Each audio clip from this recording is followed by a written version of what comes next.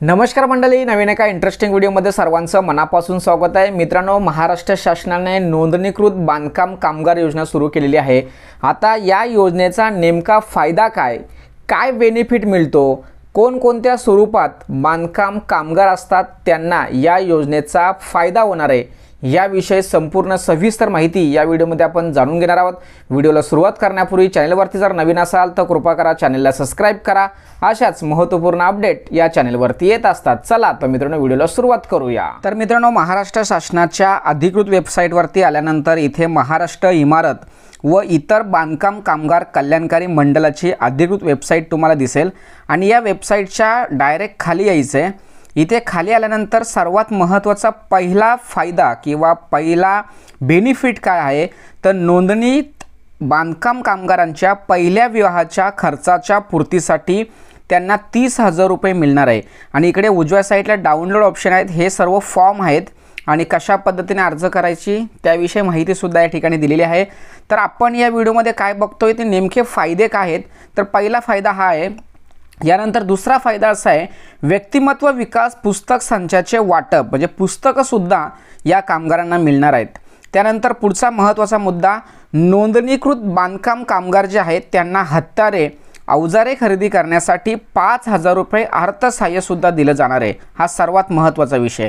यानंतर जे नोंदणीकृत बांधकाम कामगार आहेत त्यांच्यासाठी प्रधानमंत्री जीवन ज्योती विमा योजना म्हणजेच काय तर त्यांना विमा संरक्षण सुद्धा दिलं जाणार आहे। हा सर्वात महत्त्वाचा फायदा या ठिकाणी आहे। त्यानंतरचा पुढचा फायदा असा आहे, नोंदणीकृत बांधकाम कामगारांसाठी प्रधानमंत्री सुरक्षा विमा योजना सुद्धा आहे। सुरक्षा विमा म्हणजे काय तर आरोग्य रिलेटेड ज्या गोष्टी असतात त्या आरोग्य रिलेटेड सुद्धा त्यांना बेनिफिट मिळणार आहे। यानंतर नोंदणीकृत जे बांधकाम कामगार आहेत त्यांचा कौशल्य वृद्धीसाठी विविध योजना सुद्धा राबवलेल्या आहेत। अशा पद्धतीने हे महत्त्वाचे फायदे आहेत। यामध्ये आणखी फायदा असा आहे की जे नोंदणीकृत बांधकाम कामगार आहेत त्यांच्या पहिल्या 2 मुलांचा म्हणजे मुलांना 1ली ते 7वीचे जे त्यांचं शिक्षण असतं या शिक्षणासाठी प्रतिवर्षी 2,500 रुपये इतकी रक्कम दिली जाणार आहे।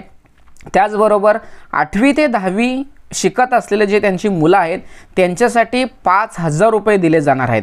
यानंतरचा सर्वात महत्त्वाचा मुद्दा, नोंदणीकृत बांधकाम कामगारांच्या पहिल्या 2 पाल्यांना 10वी आणि 12वी मध्ये जर 50% किंवा त्यापेक्षा जास्त जर मार्क मिळाले किंवा गुण मिळाले तर त्यांना 10,000 रुपये मिळणार आहे। यानंतरचा फायदा पुढचा बघूया, नोंदणीकृत बांधकाम कामगारांच्या पहिल्या 2 पाल्यांना इयत्ता 11वी व 12वीच्या शिक्षणासाठी प्रति शैक्षणिक वर्ष 10,000 रुपये मिळणार आहेत। अशा पद्धतीने अतिशय चांगले फायदे या ठिकाणी या योजनेअंतर्गत कामगारांना मिळत असतात।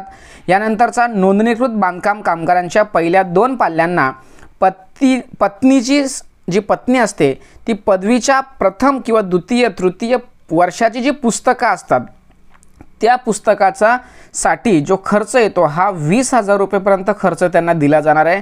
यानंतरचा फायदा असा आहे की नोंदणीकृत बांधकाम कामगारांच्या पहिल्या 2 पाल्यांना पत्नीस वैद्यकीय पदवी अभ्यासक्रमाकरिता प्रतिवर्षी 1,00,000 रुपये, अभियांत्रिकी पदवी अभ्यासक्रमाकरिता 60,000 रुपये अशी रक्कमसुद्धा त्यांना दिली जाणार आहे।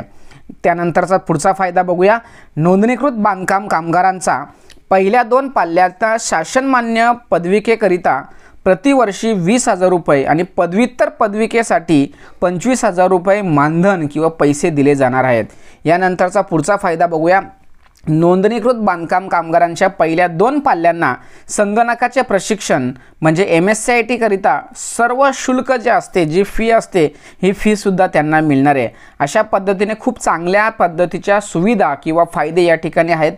त्यानंतरचा पुढचा फायदा असा आहे, पहिल्या 2 जीवित अपत्यांच्या नैसर्गिक प्रसूतीसाठी म्हणजे डिलिव्हरीसाठी तुम्हाला 15,000 रुपये व शस्त्रक्रियेद्वारे जर प्रसूती करायची असेल तर 20,000 रुपये तुम्हाला मिळणार आहेत। खूप चांगला फायदा या ठिकाणी आहे। त्यानंतरचा पुढचा फायदा, जे बांधकाम कामगार आहेत त्यांच्या कुटुंबांना जर गंभीर आजार झाला तर त्या गंभीर आजारावरती उपचार करण्यासाठी त्यांना 1,00,000 रुपये दिले जाणार आहेत। 1,00,000 रुपये अशा पद्धतीने उपयुक्त असे फायदे या ठिकाणी दिलेले आहेत। पत्नीचे पहिल्या मुलीच्या जन्मानंतर कुटुंब नियोजनाची शस्त्रक्रिया केल्यास त्या मुलीच्या नावे राष्ट्रीयकृत बँकेत 18 वर्षापर्यंत 1,00,000 रुपयाची मुदत ठेवली जाणार आहे। खूप चांगल्या पद्धतीचा फायदा या ठिकाणी दिला आहे। त्यानंतर नोंदणीकृत बांधकाम कामगारास 75% अपंगत्व आल्यास त्याला 2 लाख रुपये अर्थसहाय्य दिलं जाणार आहे। त्यानंतर नोंदणीकृत बांधकाम कामगारासाठी महात्मा फुले जन आरोग्य योजनासुद्धा त्यांना राबवली जाणार आहे आणि त्याचासुद्धा त्यांना फायदा होणार आहे। खूप चांगल्या पद्धतीने फायदे या ठिकाणी नोंदणीकृत बांधकाम कामगारांना असणार आहेत। त्यानंतर पुढचा फायदा असा आहे, नोंदणीकृत बांधकाम कामगारांचा बांधकामाच्या ठिकाणी अपघाती मृत्यू झाल्यास त्यांच्या वारसाला 5 लाख रुपये मदत दिली जाणार आहे। नोंदणीकृत बांधकाम कामगाराचा नैसर्गिक मृत्यू झाल्यास त्याला 2 लाख रुपये मिळणार आहेत। त्याचप्रमाणे घर खरेदी किंवा घर बांधणी करता बँकेकडून केलेल्या गृहकर्जासाठी 6 लाख रुपयेपर्यंत व्याजाची रक्कम किंवा 2 लाख रुपये अनुदानसुद्धा दिला जाणार आहे। त्यानंतरचा मुद्दा बघूया आपण, नोंदणीकृत बांधकाम कामगारांचा मृत्यू झाल्यास त्यांच्या अंत्यविधीसाठी 10,000 रुपये हे रुपये दिले जाणार आहेत। 10,000 रुपये जर मृत्यू झाला, नोंदणीकृत बांधकाम कामगाराचा जर मृत्यू झाला तर त्याला 10,000 रुपये दिले जाणार आहेत। त्याचबरोबर नोंदणीकृत बांधकाम कामगाराचा मृत्यू झाल्यास त्याच्या विधवा पत्नी अथवा स्त्री कामगारांच्या विधुर पतीस 24,000 रुपये 5 वर्षाकरिता प्रतिवर्षी अर्ज करणे आवश्यक राहणार आहे। त्यामुळे प्रतिवर्षी 24,000 रुपये मिळणार आहेत। अशा पद्धतीने मित्रांनो खूप चांगले फायदे या योजनेअंतर्गत आहेत। त्यामुळे मित्रांनो या योजनेचा फायदा सर्वांनी घेतला पाहिजे। या योजनेचा फायदा घ्यायचा असेल तर तुम्हाला ऑनलाईन पद्धतीने किंवा ऑफलाईन पद्धतीने त्याची नोंदणी करायला पाहिजे, त्याच्या अधिकृत सभासद झाले पाहिजे, तरच तुम्हाला हे सर्व फायदे मिळणार आहेत। अतिशय महत्त्वाचे फायदे, अतिशय महत्त्वाची माहिती या ठिकाणी समजावून सांगण्याचा प्रयत्न केला आहे।